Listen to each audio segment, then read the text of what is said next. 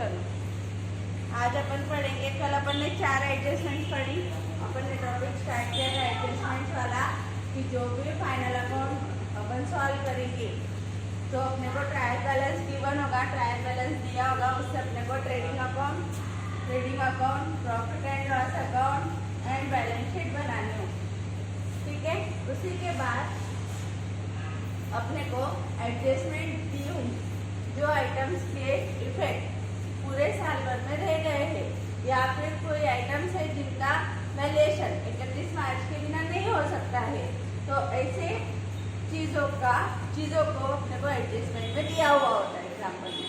तो इसमें सबसे फर्स्ट एडजस्टमेंट अपने को देखने मिलेगी जिसका जो थी क्लोजिंग स्टॉक। कौन सी एडजस्टमेंट थी? Closing stock. हर साल के एंड में जब साल खत्म होता है तो उस टाइम अपने ऑर्गेनाइजेशन में जो भी कुछ माल पड़ा हुआ है, स्टॉक पड़ा हुआ है, उसका वैल्यूएशन करके अपने को उसको रिकॉर्ड करना होता है, क्योंकि अपन जो भी स्टॉक बचा है, माल बचा है, उसको फेंक नहीं देते, उसको अपने ऑर्गेनाइजेशन में अगले साल यूज करते हैं। तो ये जो क्लोजिंग स्टॉक है ये मोस्टली 31 मार्च के बाद वैल्यू किया जाता है या पहले भी किया गया तो भी जब 31 मार्च का स्टॉक लिखना है तो वहां तक की डेट पे हुए सारे ट्रांजेक्शन्स पहले वैल्यूएशन में ऐड किए जाते हैं, प्लेस किए जाते हैं और उसके बाद क्लोजिंग स्टॉक का वैल्यूएशन 31 मार्च को कितना था ये देखते हुए रिकॉर्ड किया जाता है। फिर ये अपने को एडजस्टमेंट भी होती है कि 31 मार्च को क्लोजिंग स्टॉक ऑर्गेनाइजेशन का इतना इतना था। ठीक है, तो इस क्लोजिंग स्टॉक की रिकॉर्डिंग करते वक्त अपने को 2 इफेक्ट करने पड़ते हैं। इसमें फर्स्ट इफेक्ट है ट्रेडिंग अकाउंट की क्रेडिट साइड। फर्स्ट इफेक्ट क्या है? ट्रेडिंग अकाउंट की क्रेडिट साइड। मैंने तुमको बोला था कि ट्रायल बैलेंस के हर आइटम के कितने इफेक्ट होते हैं? एक इफेक्ट होता है। और एडजस्टमेंट के कितने इफेक्ट होते हैं? 2, क्योंकि एडजस्टमेंट ये पूरी तरीके से नई एंट्री है। ठीक है, तो इस वजह से एडजस्टमेंट जो भी आइटम्स की दी होगी या जो भी चीज के लिए दी होगी उसके कितने इफेक्ट होंगे? 2। और ट्रायल बैलेंस के आइटम के कितने इफेक्ट होंगे? 1। और ट्रायल बैलेंस के आइटम कहाँ जाएंगे? ट्रेडिंग, प्रॉफिट एंड लॉस और बैलेंस शीट को जाएंगे। ठीक है, और एडजस्टमेंट के इफेक्ट वो effect trading, profit and loss और बैलेंस शीट में होंगे, लेकिन एडजस्टमेंट के इफेक्ट कितने होते हैं? 2, क्योंकि ये नई जर्नल एंट्री होती है। ठीक है, और ट्रायल बैलेंस के हर आइटम का इफेक्ट होता है 1। ठीक है, ट्रायल बैलेंस के डेबिट आइटम का इफेक्ट हमेशा होता है डेबिट साइड में और ट्रायल बैलेंस के क्रेडिट आइटम के इफेक्ट्स होते हैं हर टाइम क्रेडिट साइड में। जैसे कि ट्रायल बैलेंस के डेबिट में जो भी एक्सपेंसेस होंगे वो एक तो ट्रेडिंग की डेबिट में या फिर प्रॉफिट एंड लॉस की डेबिट में रिकॉर्ड किए जाएंगे। ठीक है, उसके बाद एक तो एसेट में जाएंगे। ठीक है, उसके बाद अगर कोई इनकम है या लायबिलिटी है तो ये हमेशा क्रेडिट में जाएंगे, पीसी या टीसी या फिर लायबिलिटी साइड में। ये अपन ने पढ़ा है। ठीक है, तो ये भी याद रखना है जब भी तुम आइटम पुट अप करो तुमको बार बार ये आइटम्स कौन से कहाँ जाएंगे ये याद भी करने की कोशिश करनी पड़ेगी और समझ के या ध्यान भी रखना पड़ेगा, कंसेप्ट को भी ध्यान रखना पड़ेगा। अगर कोई नया आइटम आ जाए जो कि अपने फॉर्मेट में नहीं है, कोई नया खर्चा आ जाए जो अपने फॉर्मेट में नहीं है, उसको भी तुमको अच्छी तरीके से डील करने के लिए कंसेप्ट पता होनी चाहिए कि डायरेक्ट एक्सपेंसेस ट्रेडिंग को आते हैं, indirect expenses profit and loss का आते हैं, कैपिटल एक्सपेंडिचर बैलेंस शीट के एसेट में आते हैं, कैपिटल इनकम लायबिलिटी में आती है, रेवेन्यू इनकम ऑर्गेनाइजेशन की डायरेक्ट रेवेन्यू इनकम ये टीसी को आती है और अदर इनकम पीसी को, प्रॉफिट एंड लॉस की क्रेडिट को आती है। ये तुम लोगों को याद भी करना पड़ेगा क्योंकि ये पूरा चीज तुम्हारे लिए नया है। ठीक है, तो क्लोजिंग स्टॉक के 2 इफेक्ट, क्लोजिंग स्टॉक की जो एडजस्टमेंट अपने को दिए होंगे उसके 2 इफेक्ट ट्रेडिंग अकाउंट की क्रेडिट साइड में और बैलेंस शीट की एसेट साइड। बैलेंस शीट की एसेट साइड लिखना मतलब डेबिट है और ये क्रेडिट है। तो देखो एक डेबिट एक क्रेडिट हमेशा होता है। ठीक है, उसके बाद सेकेंड एडजस्टमेंट अपन ने लिखी डेप्रिसिएशन। अगर कोई एसेट्स है जिनका अपन ने साल भर किया है लेकिन जिनका यूज अपन ने साल भर किया है लेकिन उस पर डेप्रिसिएशन अपन ने डाला नहीं है। तो 31 मार्च के बाद जब अपन ऑडिटर के पास गए या अकाउंटेंट के पास गए, उसने अपने को बोला कि तुमने ये एसेट यूज की है, इसका वैल्यूएशन तुम कर लो और क्या कर दो, डेप्रिसिएशन डाल दो एसेट्स पे, क्योंकि ये नॉर्मल ईयर एंड ईयर की वजह से इसकी वैल्यूएशन जितने में खरीदी थी उससे कम हो चुकी है। तो जब भी अपने को डेप्रिसिएशन डालना होता है, अपन डालते हैं उसको प्रॉफिट एंड लॉस अकाउंट की डेबिट में, प्रॉफिट एंड लॉस अकाउंट की डेबिट में, और बैलेंस शीट की एसेट में, रिलेटेड एसेट में से less from related asset. Related asset मतलब संबंधित एसेट। संबंधित एसेट मतलब कौन सी एसेट है, प्लांट होगी तो प्लांट का डेप्रिसिएशन प्लांट में से लेस, लैंड एंड बिल्डिंग होगी तो लैंड एंड बिल्डिंग में से, फर्नीचर होगा तो फर्नीचर में से, फिक्सचर होगा तो फिक्सचर में से। तो जो एसेट होगी उसमें से उसका डेप्रिसिएशन लेस और प्रॉफिट एंड लॉस अकाउंट की डेबिट। ठीक है, मोस्ट इंपॉर्टेंट चीजें हैं।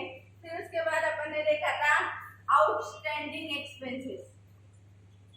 आउटस्टैंडिंग एक्सपेंसेस, जो खर्चा देना बाकी है, जो खर्चा देना बाकी है वो खर्चा अपने को रिकॉर्ड करके रखना पड़ता है। जैसे कि अपन ने कल एग्जांपल लिया था कि सैलरी आउटस्टैंडिंग है 5,000 रुपए, ठीक है, सैलरी आउटस्टैंडिंग है 5,000 रुपए। तो अपन क्या करेंगे, सैलरी कहाँ जाए, प्रॉफिट एंड लॉस में। अगर वेजेस आउटस्टैंडिंग है तो वेजेस में ऐड करेंगे, तो वेजेस कहाँ आता है, ट्रेडिंग अकाउंट की डेबिट में। तो जब भी अपन आउटस्टैंडिंग एक्सपेंसेस कैलकुलेट करेंगे तो वो ट्रेडिंग अकाउंट की डेबिट में या प्रॉफिट एंड लॉस अकाउंट की डेबिट में, रिलेटेड एक्सपेंसेस में ऐड कर देंगे। ऐड इन रिलेटेड मतलब ऑलरेडी अगर तुम्हारी सैलरी ट्रायल बैलेंस में गिवन होगी तो कल अपन ने लिख के लिया है, उसी में ये आउटस्टैंडिंग सैलरी ऐड हो जाएगी। ऑलरेडी तुम्हारा ट्रायल बैलेंस में वेजेस दिया है तो तुम उसको टीडी को ट्रांसफर करोगे, टीडी में फिर क्या करना पड़ेगा, वेजेस आउटस्टैंडिंग ऐड करना पड़ेगा।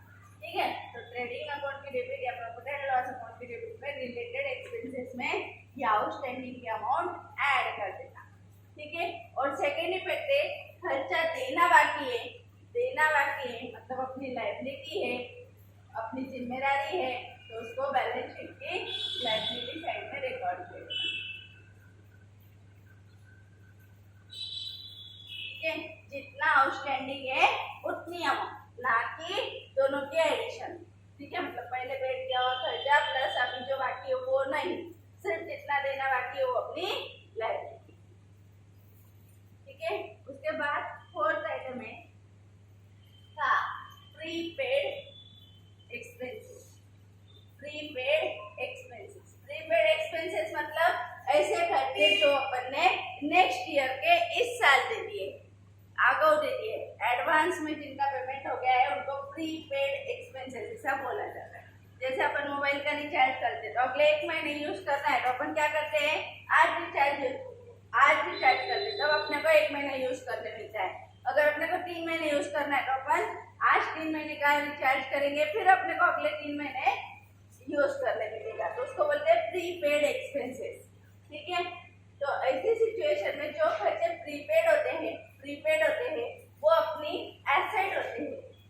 जितने ज्यादा पीरियड के लिए अपन ने खर्चे पेड किए, ठीक है, तो उसको बोलेंगे प्रीपेड एक्सपेंसेस, और ये बैलेंस शीट की एसेट साइड पे रिकॉर्ड होंगे। कहाँ रिकॉर्ड होंगे, बैलेंस शीट की एसेट साइड पे।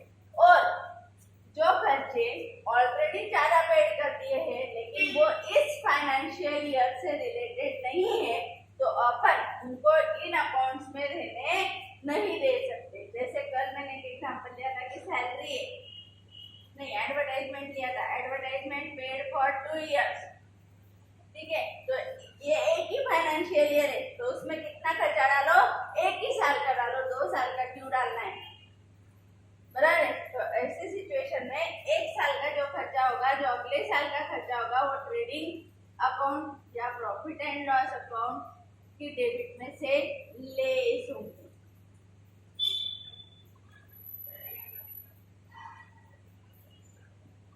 ट्रेडिंग अकाउंट या प्रॉफिट एंड लॉस अकाउंट में से लेस होंगे।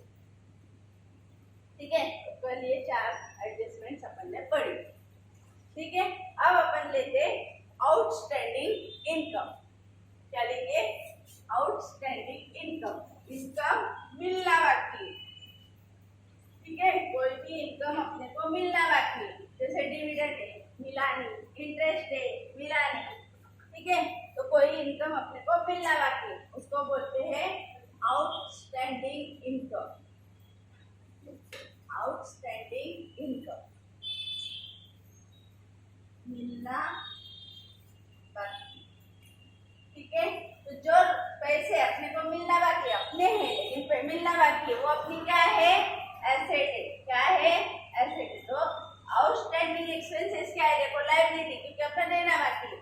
लेकिन आउटस्टैंडिंग इनकम मतलब अपने को मिलना बाकी है इनकम, तो ये आ जाएगा बैलेंस शीट के एसेट साइड। आ जाएगा बैलेंस शीट के एसेट साइड। एक इफेक्ट तो हो गया कंफर्म, ठीक है। सेकेंड इफेक्ट क्या, तो प्रॉफिट एंड लॉस अकाउंट की क्रेडिट में, प्रॉफिट एंड लॉस अकाउंट की क्रेडिट साइड में रिलेटेड इनकम में एडेड इन रिलेटेड इनकम, जैसे कमीशन है, ठीक है। कमीशन अपने को दिया है 5000 और नीचे एडजस्टमेंट में ये ट्रायल बैलेंस दिया है। यहाँ पे ट्रायल बैलेंस की क्रेडिट में रिकॉर्ड होता है इंटरेस्ट रिसीव्ड, ठीक है, 5000 और नीचे एडजस्टमेंट में दिया रहेगा आउटस्टैंडिंग इंटरेस्ट 2000, आउटस्टैंडिंग इंटरेस्ट 2000। तो अपन क्या करेंगे, पहले तो ये जो ट्रायल बैलेंस का इंटरेस्ट है ये कहा जाएगा पीसी में, प्रॉफिट एंड लॉस अकाउंट की क्रेडिट में। अगर अपन यहाँ पे प्रॉफिट एंड लॉस अकाउंट निकाल ले तो यहाँ पे जाएगा बाय इंटरेस्ट कितना, जो 5000 है वो, प्लस यहाँ पे आएगा आउटस्टैंडिंग इंटरेस्ट 2000, ठीक है। तो बाहर आ जाएगी अमाउंट 7000 के। अपने को पूरा इस पर्टिकुलर फाइनेंशियल ईयर में कितना मिलना था, 7, लेकिन मिला कितना, 5। तो 2000 अभी भी क्या है, बाकी। तो जो 2000 बाकी वो कहा देंगे बैलेंस शीट की एसेट साइड में आउटस्टैंडिंग इंटरेस्ट, ठीक है।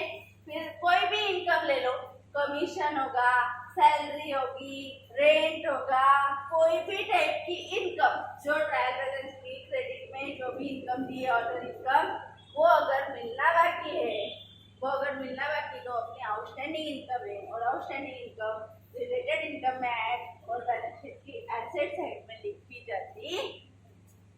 उसके लॉजिक्स बोले मैंने कि आउटस्टैंडिंग इंटरेस्ट मतलब मिलना बाकी रहने वाला इनकम है।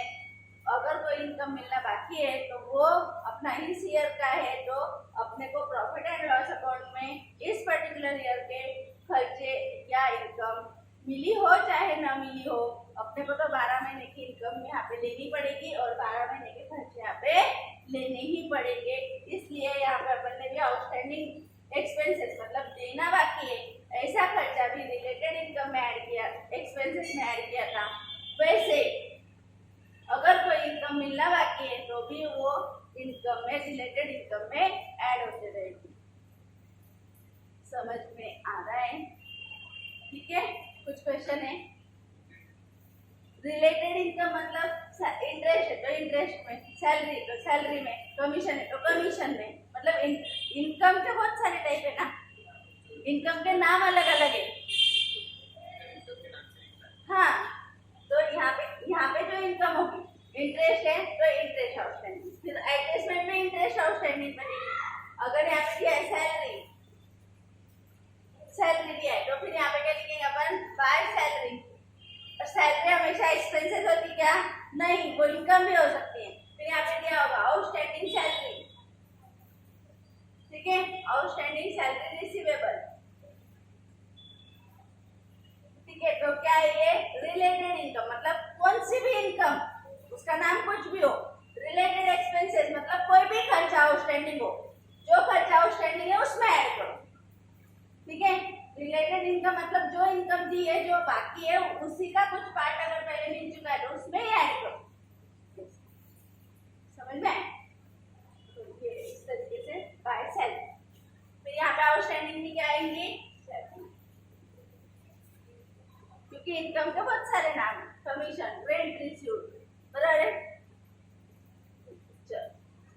एक्सपेंसेस में बहुत सारे, सैलरी, वेजेस, क्रेडिट, रेंट, कुछ भी आएगा। तो फिर यहाँ पे वेजेस है तो टीडी में इफेक्ट होगा, सैलरी है तो पीडी में इफेक्ट होगा, ये भी, ठीक है।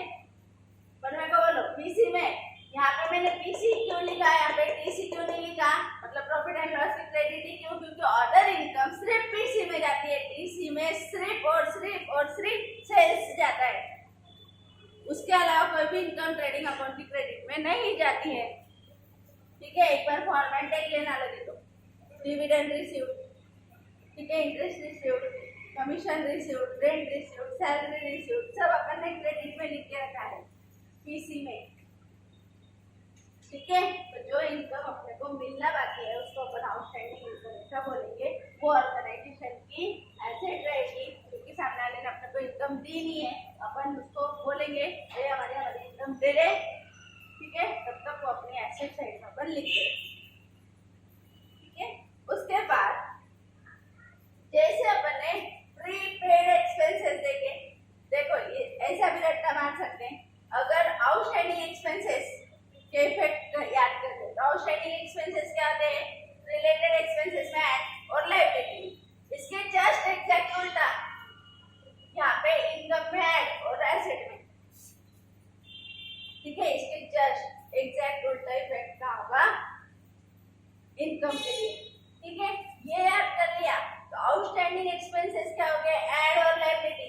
तो अगर कोई खर्चे एडवांस में पे कर दिए तो वो अपनी क्या है? एसेट है। देना बाकी तो लायबिलिटी है, तो ज्यादा दे दिए तो एसेट है। ठीक है, और फिर वो इस साल के नहीं थे इसलिए यहाँ से लेस कर दो। ये इस साल के थे पर पेड नहीं किए तो लिखे नहीं गए पर यहाँ पे अपने को फाइनलाइज करते वक्त लिख लेने पड़ेंगे, इसलिए ऐड कर दो। ठीक है, फिर आउटस्टैंडिंग एक्सपेंसेस के उल्टे इफेक्ट, यहाँ पे रिलेटेड इनकम में ऐड पीसी में और उधर एसेट में। समझा? तो एक चीज से तुम लोग बाकी चीजों को भी कोरिलेट करके याद रख सकते हो। पहले तो थोड़ा सा रखने की कोशिश करना ही पड़ेगी, एक दिन में ये चीजें याद रहने वाली नहीं। ठीक है, उसके बाद ये फिफ्थ एडजस्टमेंट थी। सिक्स्थ एडजस्टमेंट है pre received income. Pre received income, कोई इनकम अपने को एडवांस में मिल गई, कोई इनकम अपने को एडवांस में मिल गई, पहले ही मिल गई जबकि उसका टाइम अभी आया नहीं था। फिर वो इस साल की इनकम थी क्या? नहीं, पर अपने को कैसे मिल गई? एडवांस में। तो अपन क्या करेंगे? उसको related profit and loss account में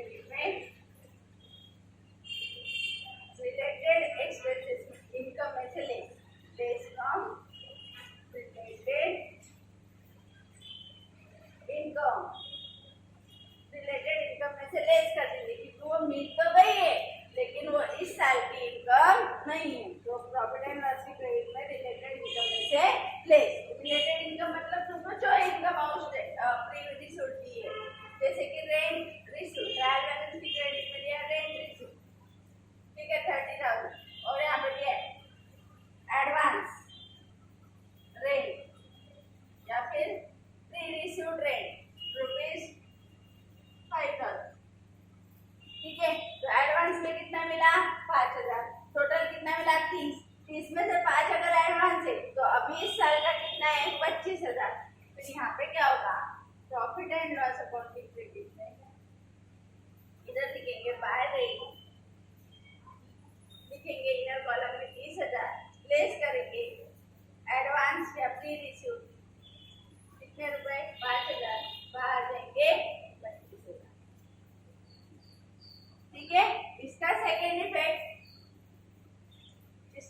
इफेक्ट आ जाएगा बैलेंस शीट की लायबिलिटी में। क्यों बैलेंस शीट की लायबिलिटी में? क्योंकि कोई इनकम अगर अपने को एडवांस मिली है,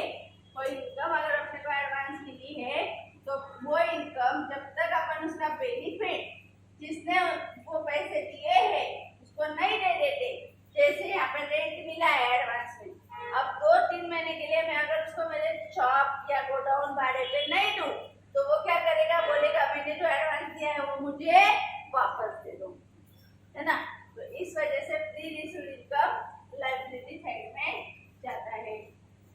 एडवांस इनकम 5,000। ठीक है, तो इस तरीके से ये होगा।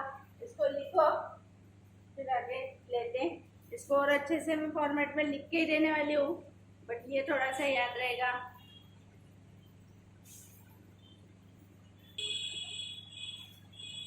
चलो ठीक है, लिख लिया। इसके बाद नेक्स्ट एडजस्टमेंट है, मोस्ट इम्पोर्टेंट एडजस्टमेंट और कंसेप्ट भी, जो कि अपन लोग ऑलरेडी पढ़ चुके हैं, इसलिए एक बार इसको रिवाइज कर लेते हैं।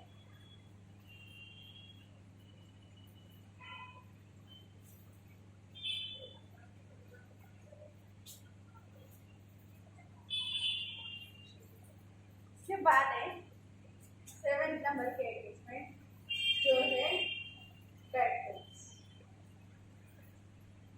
क्या है? बैकवर्ड्स। बैकवर्ड्स मतलब क्या? बैकवर्ड्स मतलब डूबने वाली अमाउंट।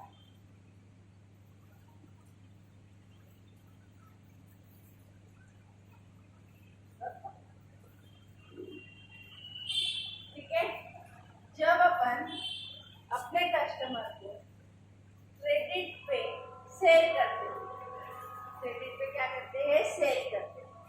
तो ऐसे सिचुएशन में सभी कस्टमर हमेशा टाइम टू टाइम पेमेंट कर देते हैं, लेकिन उसमें से एक दो ऐसे कस्टमर होते हैं जो किसी कारणवश पेमेंट नहीं कर पाते। एक तो फाइनेंशियल डिफिशियंसी, मतलब उनके पास पैसा न होने की वजह से, या फिर कोई इमरजेंसी सिचुएशन की वजह से वो पेमेंट नहीं कर पाते। ऐसे सिचुएशन में अपने वो पैसे क्या हो जाते हैं? डूब जाते हैं। उसको अपन बोलते हैं बैड डेट्स।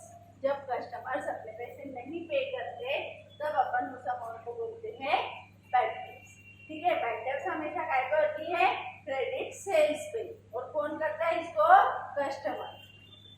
ठीक है, तो ये तो बिजनेस का पार्ट है कि कोई भी बिजनेस होगा उसमें कुछ कस्टमर आएंगे, कुछ टाइम टू टाइम पेमेंट करेंगे, कुछ कस्टमर डुबा देंगे, कोई जानबूझ के डुबा देंगे, कोई मतलब इमरजेंसी की वजह से या सच्ची भी किसी रीजन की वजह से उनको लॉसेस हो गए तो पैसे डूब जाएंगे। ठीक है, तो उसको अपन बोलेंगे बैड डेट्स। ठीक है, अब किसी कस्टमर ने अपने पैसे डुबा लिए तो अपना फायदा हुआ कि नुकसान हुआ? नुकसान हुआ। ठीक है, तो ये नुकसान रिकॉर्ड करने के लिए अपने पास दो इफेक्ट है। एक तो है प्रॉफिट एंड लॉस अकाउंट की डेबिट में डाल दो, प्रॉफिट एंड लॉस अकाउंट की डेबिट साइड में डाल दो, क्या बोल के? Bad debts.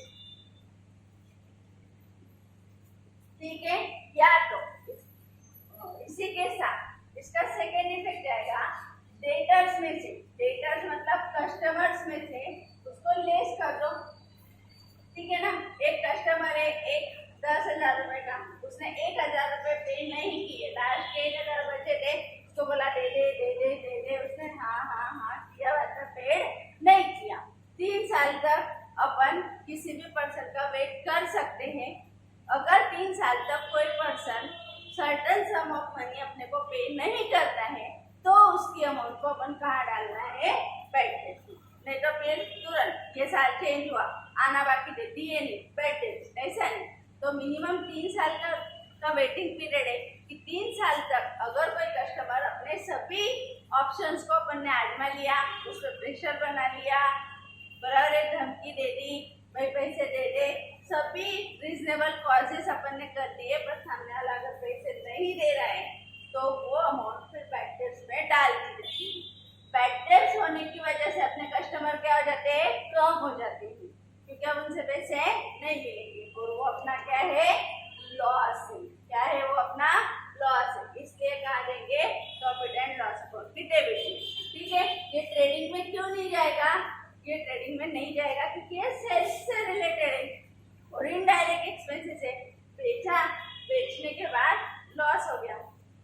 ठीक है, तो इसको लिखेंगे प्रॉफिट एंड लॉस अकाउंट के डेबिट को, और बैलेंस शीट की एसेट में डेटर्स में से लेस, बैलेंस शीट की एसेट्स में डेटर्स में से लेस।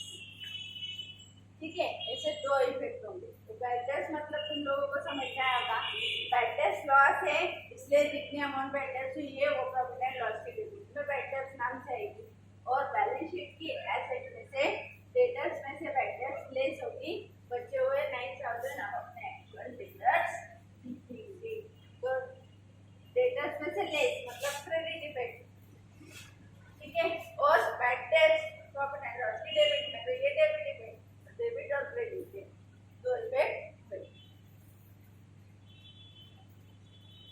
डेटर्स डेबिट में से कोई अमाउंट लेस करना मतलब क्रेडिट इफेक्टिव।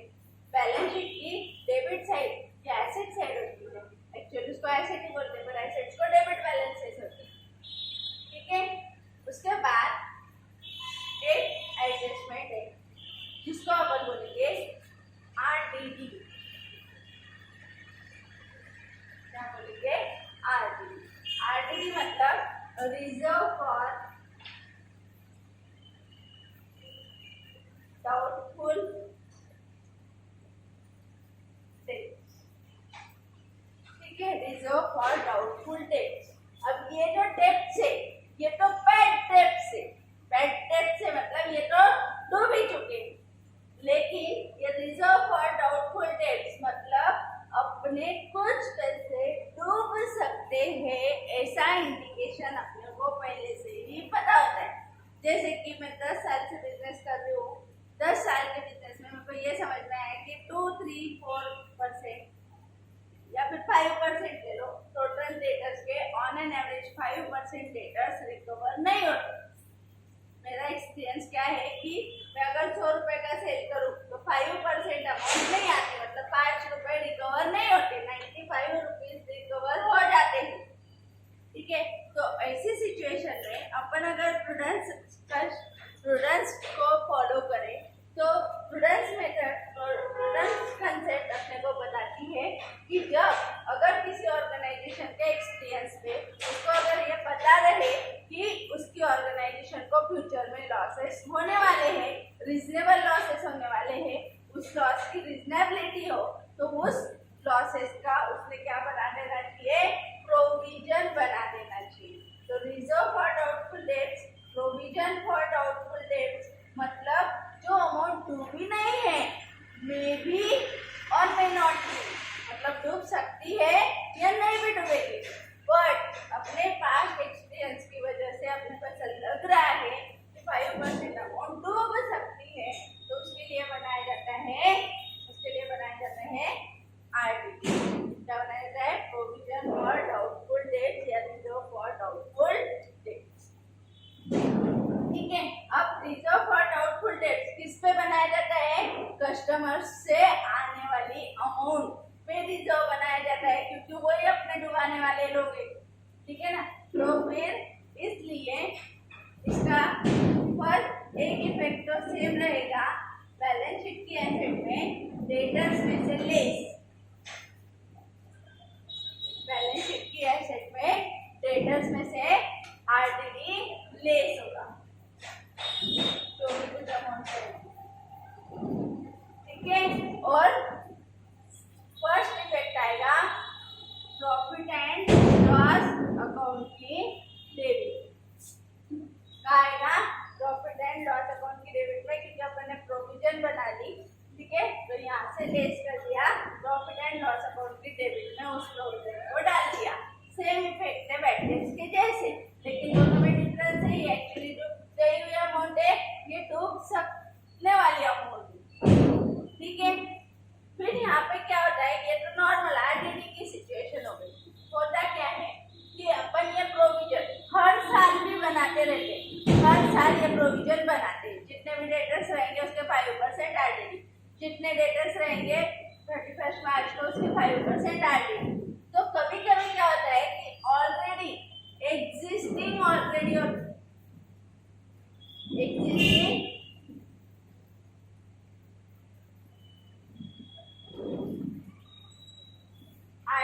है, एग्जिस्टिंग और आरडीडी होता है, जिसको बोलेंगे अपन already reserve for doubtful debt या फिर ओल्ड आरडीडी, क्या बोलेंगे, ओल्ड आरडीडी। और ये ओल्ड आरडीडी या एग्जिस्टिंग आरडीडी अपने को दिया रहेगा ट्रायल बैलेंस, कहाँ दिया रहेगा, ट्रायल बैलेंस, कहाँ दिया रहेगा, ये ट्रायल बैलेंस। तो जब ट्रायल बैलेंस में ये एग्जिस्टिंग ऑलरेडी निकाला हुआ आरडीडी गिवन होगा, तो ऐसे सिचुएशन में अपने को ये आरडीडी एडजस्टमेंट में दिया होगा, जिसको अपन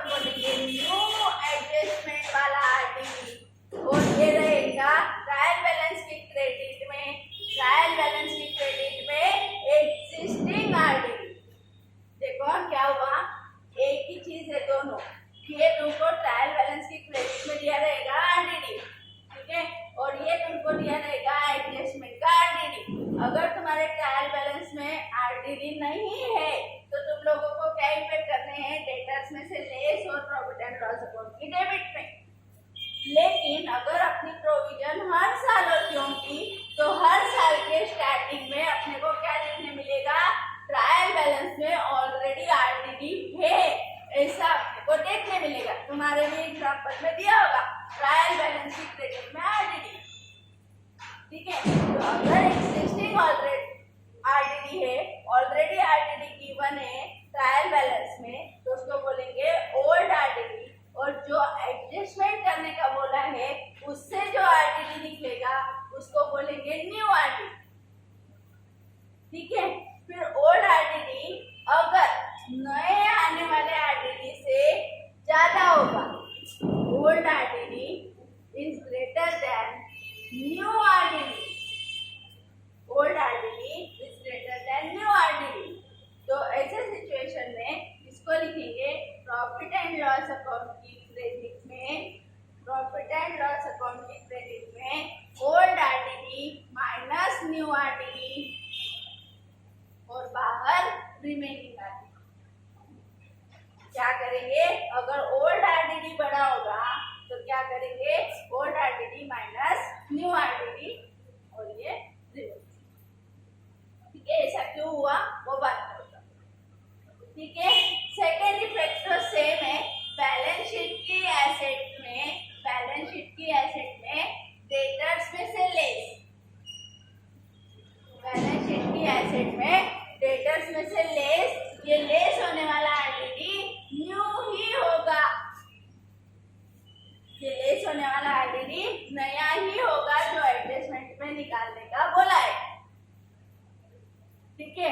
तो क्या क्या केसेस होती है देखो, एक तो अपने को कुछ भी नहीं डेटर्स दिए हुए जो बैलेंस ट्रायल बैलेंस में, उसको अपने को ट्रांसफर करना होता है बैलेंस शीट में करंट एसेट में, ठीक है। फिर अपने को एडजस्टमेंट दी होती है कि 5% आरडीडी ऑन डेटर्स, तो अपन क्या करेंगे, जो डेटर्स की अमाउंट है उस पर 5% निकालेंगे, लेस करेंगे, बाहर लिख देंगे, ठीक है। वो जो 5% निकाले वो प्रॉफिट एंड लॉस की डेबिट को ट्रांसफर कर देंगे, ठीक है। तो ये टॉपिक खत्म था। फिर यहाँ पे थोड़ा सा ट्विस्ट है कि अगर तुमको ऑलरेडी कोई प्रोविजन देके रखी है तो वो प्रोविजन रिजर्व है, उसको क्रेडिट बैलेंस होता है, वो प्रॉफिट एंड लॉस के क्रेडिट को जाना चाहिए।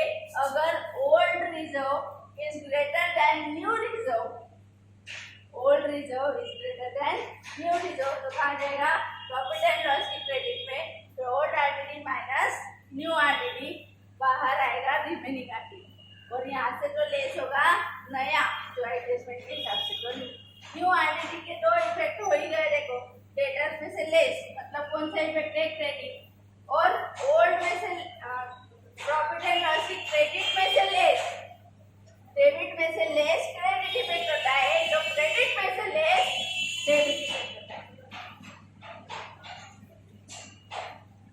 समझा।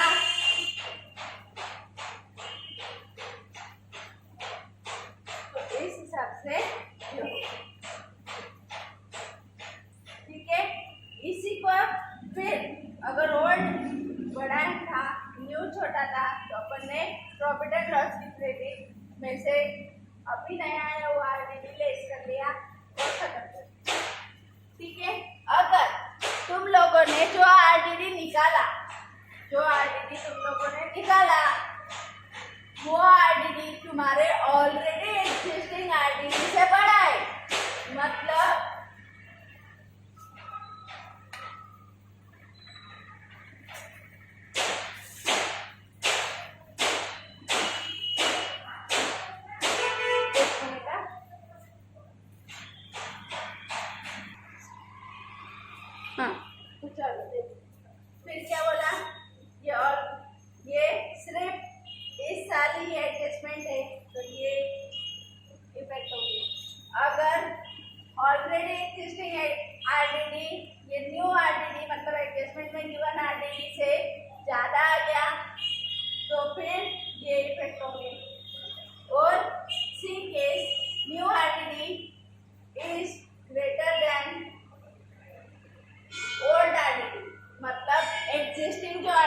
दिया है, एग्जिस्टिंग जो आरटीडी आया है, एग्जिस्टिंग जो आरटीडी दिया है ट्रायल बैलेंस के क्रेडिट को, ये नए मतलब अभी कैलकुलेट करे हुए आरटीडी से कम है। मतलब नया आरटीडी इस साल का रिजर्व ज्यादा है और पिछले साल का रिजर्व कम था, तो क्या करेंगे, प्रॉफिट एंड लॉस अकाउंट के डेबिट में, प्रॉफिट एंड लॉस अकाउंट के डेबिट में new RTD minus old RTD, new RTD minus old RTD बाहर आएगा रिमेनिंग। ठीक है, new RTD minus old RTD आएगा रिमेनिंग। ठीक है, और इधर तो सेम ही इफेक्ट होते हैं, बैलेंस शीट की एसेट में से डेटर्स में से लेस, बैलेंस शीट की एसेट में से डेटर्स में से न्यू आरटीडी लेस, न्यू मतलब इस साल जो एडजस्टमेंट में दिया है वो लेस।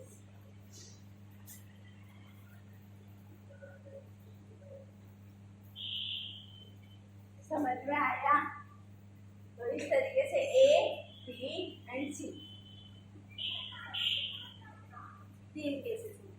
ठीक है, इसका डिटेलिंग और है पर अभी यहाँ पे नहीं करते, जैसे जैसे टाइम आएगा और एक बार इसको अपन रिवाइज करेंगे।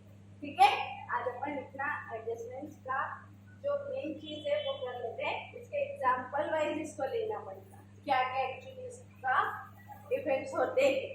ठीक है, आरटीडी कैसे निकालते हैं, कौन सी अमाउंट में निकालते हैं, क्यों निकालते, उसको कैसे एडजस्ट करते, ऐसा क्यों किया जाता, old minus new, new minus old, ये सब अपन आगे पढ़ेंगे।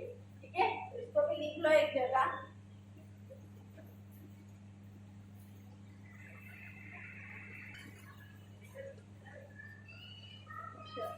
हो गया, आगे लेते हैं।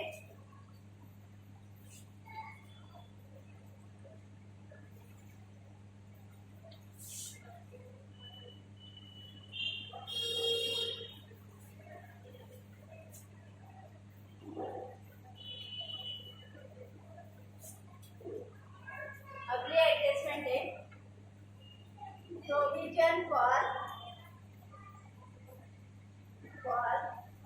डिस्काउंट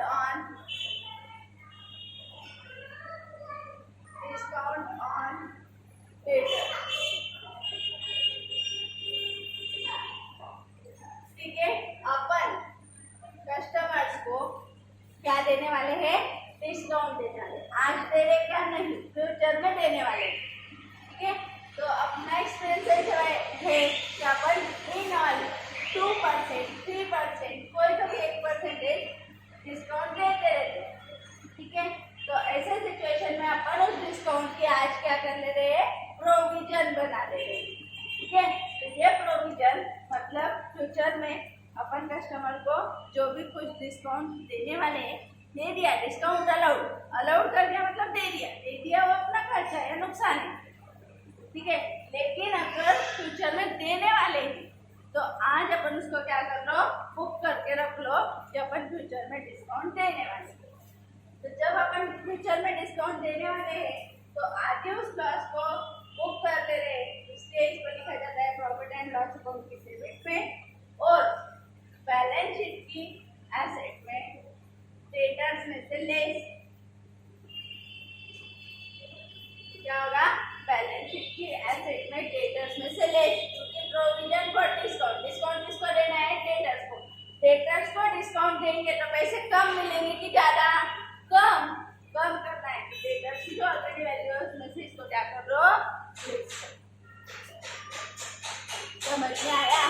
फिर देखो डेटर्स पे बहुत सारे एडजस्टमेंट आती है, जैसे कि अपन ने देखी अभी डेटर्स पे पहले बैड डेट्स लेस किया जाता, क्या किया जाता, बैड डेट्स लेस किया जाता, उसके बाद आरटीडी न्यू आरटीडी लेस किया जाता, उसके बाद आने वाली अमाउंट पे रिजर्व निकाला।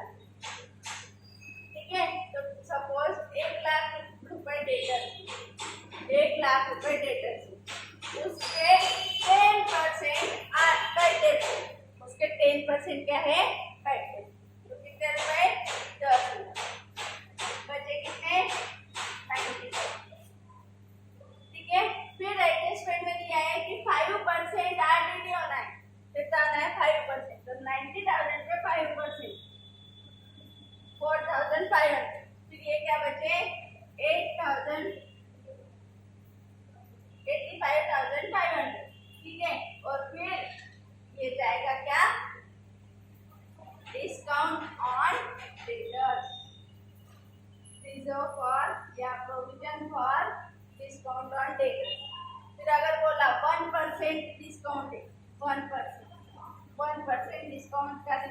बना के रखने वाले, तो 855। ठीक है, फिर ये लेस करने के बाद जो अमाउंट बचेगी वो अपनी फाइनल डेट की अमाउंट रहेगी। ठीक है, कर भी लिया चलेगा। 45, ठीक है, 84, 645 ये आएगा, देख लो। 84, 645 प्लस 855, 0, 0, 5, 5, ठीक है। तो इस हिसाब से पहले डेटर्स जो दिए होंगे ट्रायल बैलेंस में, उसमें से बैड डेब्ट्स का एडजस्टमेंट है, तो बैड डेब्ट्स लेस, यहाँ से लेस, और प्रॉफिट एंड लॉस की डेबिट में आरडीडी यहाँ से लेस, और न्यू माइनस ओल्ड और ओल्ड माइनस न्यू करके प्रॉफिट एंड लॉस अकाउंट में लिख रहे हो स्लिप। ठीक है, और रिजर्व यहाँ से लेस और प्रॉफिट एंड लॉस अकाउंट की डेबिट। ठीक है, तो ये याद रखना जरूरी है। डेटर्स में से पहले बैड डेब्ट्स लेस, बची हुई अमाउंट पे आरडीडी, आरडीडी लेस होने के बाद बचे हुए अमाउंट पे डिस्काउंट। समझ में आया? फिर ये हो गया reserve for discount on debtors और डेटर्स से रिलेटेड कुछ आइटम्स। उसके बाद है reserve for discount on credit. ठीक है, 99% क्रेडिट कार्ड पे डिस्काउंट की प्रोविजन नहीं बनाई जाती, लेकिन सर्टेनिटी है, कुछ सप्लायर्स अपने को डिस्काउंट देते ही देते हैं, तो अपने को पता है कि वो मिलेगा ही। ठीक है, या फिर उन्होंने खुद ही बोल दिया है कि हम देंगे, तो ऐसे सिचुएशन में इस पे क्या बनाया जाता है? रिजर्व बनाया जाता है, प्रोविजन बनाया जाता है। कस्टमर को डिस्काउंट देना अपना नुकसान है कि फायदा है? नुकसान है, लेकिन अपना सप्लायर अपने को अगर डिस्काउंट दे तो अपना फायदा है कि नुकसान है? फायदा है। तो ये जाएगा प्रॉफिट एंड लॉस अकाउंट की क्रेडिट में, प्रॉफिट एंड लॉस अकाउंट की क्रेडिट साइड में, और बैलेंस शीट की लायबिलिटी में क्रेडिटर्स में से लेस, बैलेंस शीट की लायबिलिटी में क्रेडिटर्स में से लेस। ठीक है, तो देखो फिर इसको, क्योंकि क्रेडिटर्स अब अपने को ज्यादा पैसे पेड करने की जरूरत नहीं, वो अगर अपने को डिस्काउंट देने वाले तो अपने को क्या कर देना पड़ेगा? इसको कम कर देना पड़ेगा, है ना, इसलिए क्रेडिटर्स में से लेस हो जाएगा।